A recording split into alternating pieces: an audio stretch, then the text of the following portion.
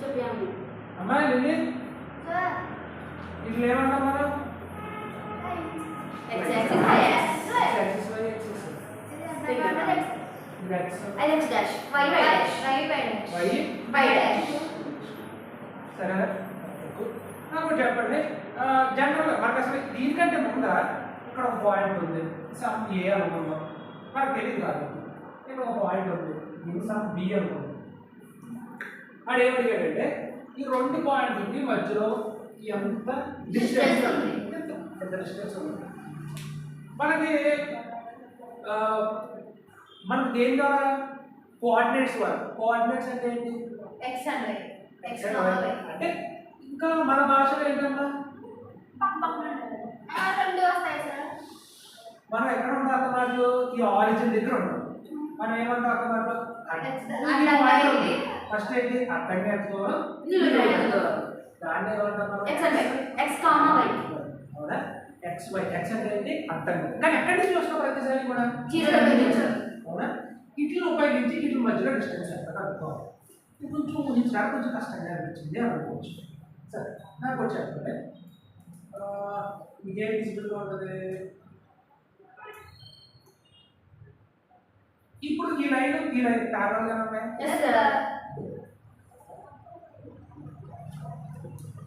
ఈ line Yes, sir. ఇటు ప్యారల్గా కొంచెం ఎగ్జాక్ట్ లేదు ఇంటర్సెక్ట్ అయిన చోట ఏముంటుంది పి అనుకోండి మనకు తెలియదు కదా ఎంత ఓకే ఇది ఫస్ట్ కాబట్టి దీని పాయింట్స్ ఏమని పేరు పెట్టారంటే x1 x1 y1 x1 comma y1 y1 అది x2 y2 ఇది ఏంటిది x2 y2 x2 comma y2 y2 అది x y నాకు చెప్పండి ఇక్కడ సరిగ్గా మీరు ఆలోచిస్తే చాలా పనులు అయిపోతాయి ఓకేనా ఇక్కడ ఎంత ఉంటుంది యాంగిల్ 90 degrees ఇక్కడ మీకు కనిపిస్తుంది ఏమన్నా right and right angle triangle కనిపిస్తుంది కదా రైట్ యాంగిల్ ట్రయాంగిల్ ఇప్పుడు రైట్ యాంగిల్ ట్రయాంగిల్ లో మళ్ళీ ఒక్కసారి ఫిల్ చేసుకోండి ఆపోజిట్ ఉంటుంది ఇది ఏమంటారు hypotenuse ఇది ఒక సైడ్ ఇది ఒక Right. సైడ్ ఫార్ములా ఏంటి x square is equal to x square plus x square కదా మనకు కావాల్సింది ఏంటి ఇందులో మెయిన్ ఎందుకని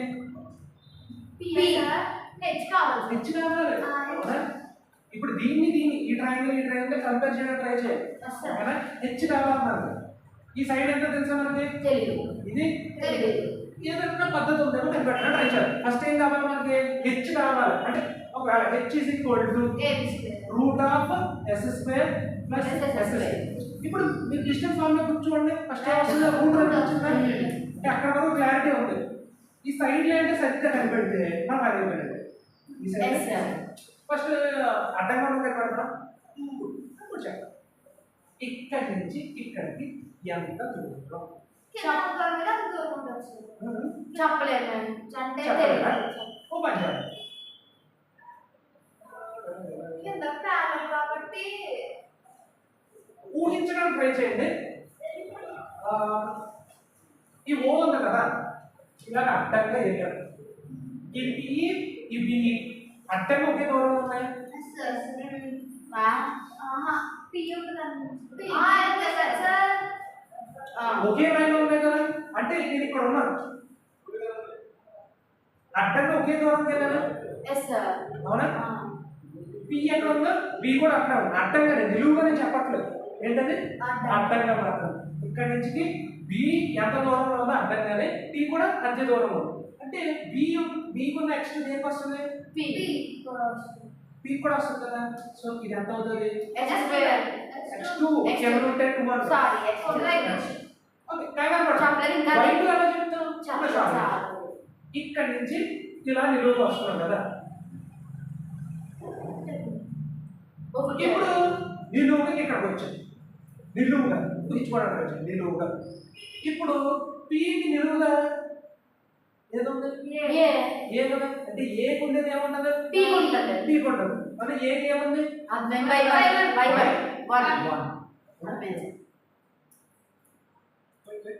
ఏమున్నది y